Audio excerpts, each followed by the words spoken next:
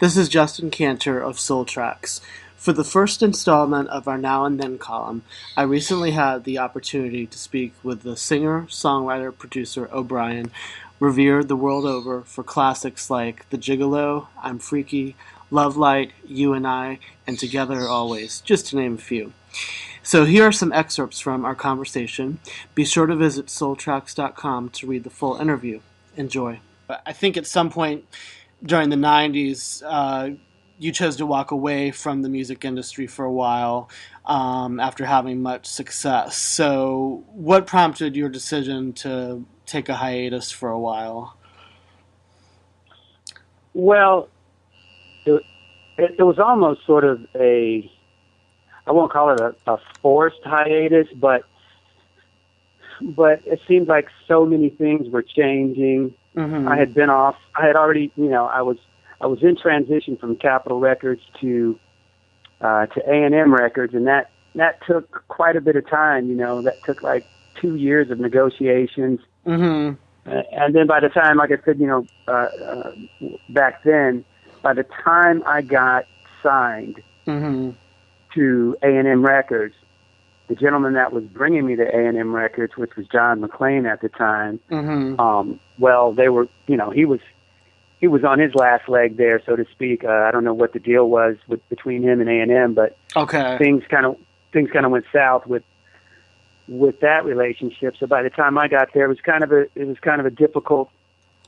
I didn't have the support there that I needed or wanted, for that matter, and so it just seemed like one thing after another, and then the people that were left at A&M at that time in the A&R department, I didn't like their ideas. I didn't like what they wanted me to do and how they wanted me to do it, and the people that they were putting me with to write songs with and whatnot. Mm-hmm. It wasn't the people, it was the music. Mm-hmm.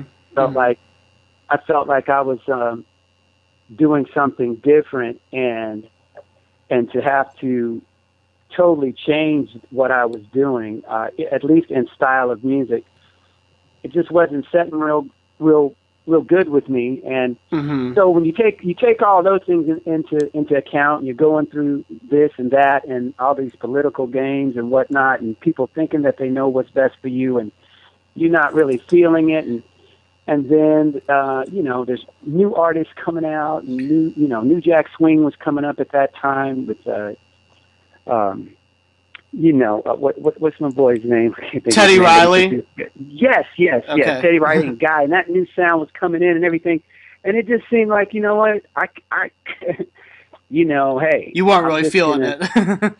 yeah, I'm just gonna, it just got harder and harder, it seemed, because Mm-hmm. one thing is for sure, and that is that R&B changes all the time. Mm-hmm. And so for me, I just felt like, okay, well, I'm going to have to do what I need to do Mm-hmm. to make money. I'm going to get a job. I'm going to go back to working, Mm-hmm. and I'll chase this rabbit down later. Mm-hmm. Because that's what it felt like, man. After a while, it just felt like I was chasing after, Bigfoot or something. Right. And it's like, and it's like, okay, do I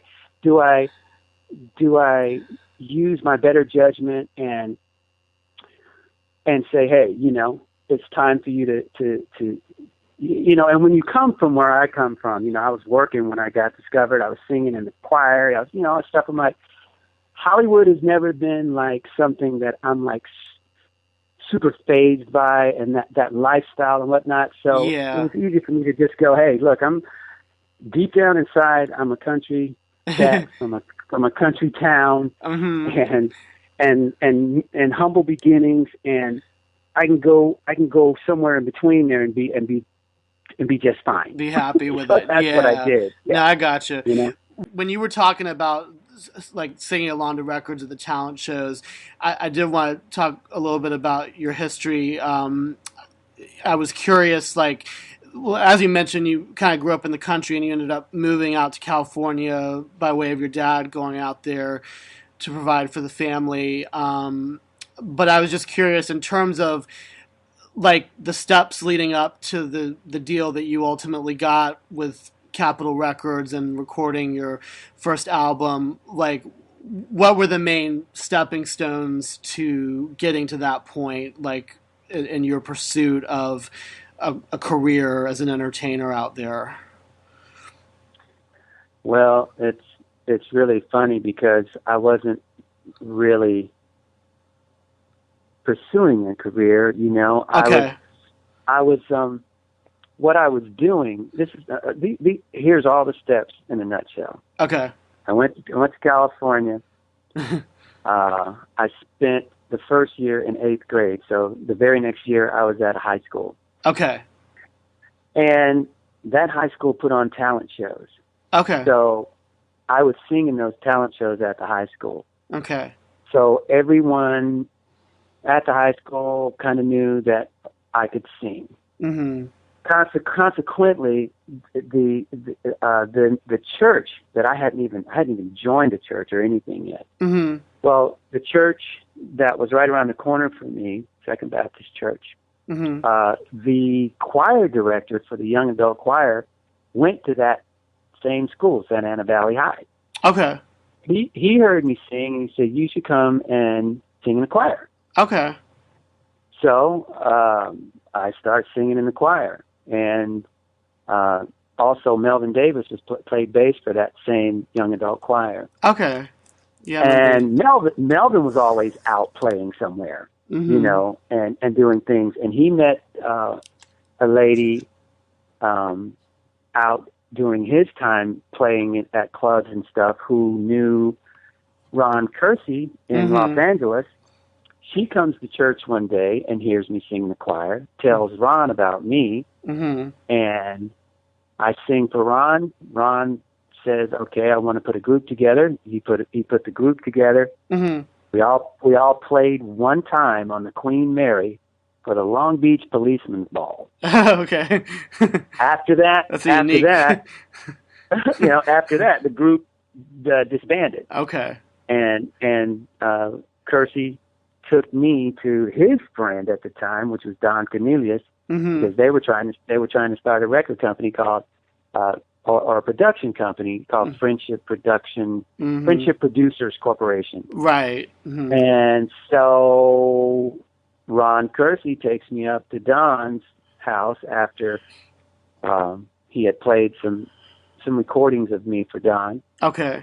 Pretty much, man. After I met Don that day, and I sat down at Don's piano in his living room and sang a little bit and whatnot.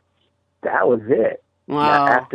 After Don decided that yes, we can work with this guy. Are you ready to do this? And I'm like, yeah, I'm ready as I'm ever going to be. And so the next steps after that was we started looking to let they started trying to place me, and we met with Larkin Arnold from Columbia or CBS at the time, Uh-huh. uh, and then I think Don may have met with some other people without me, but then we Okay. met with Barnell Johnson at Capitol Records, and it was a go. That was it. If you were to sum up Don's role in your career, like, or his relevance to your career, how would you sum that up? I actually consider Don like he was my mentor, man. Mm. He was my big brother. I call him my industry father. Mm-hmm. He is the reason why my name became a household name. Okay. Yeah. So Mm-hmm. I attribute everything to him. Mm. He's responsible for me being because not only was okay he put me on his show as many times as he Yeah. possibly could. He spent his own money whenever it called for money that the record company just did not have or did not want to do or whatever. Uh-huh. He put his own money on the line. Yeah. That's cool. Yeah. We were like family. Wow. That's So awesome. Yeah. um, he is the reason why, and when you also incorporate into that 99.9% of the songs that you hear that are O'Brien, that have O'Brien as the artist on them. Don and I wrote those He songs was together. involved, yeah. Mm-hmm. Yeah, I know. You know what I I know mean? that's something that a lot of people.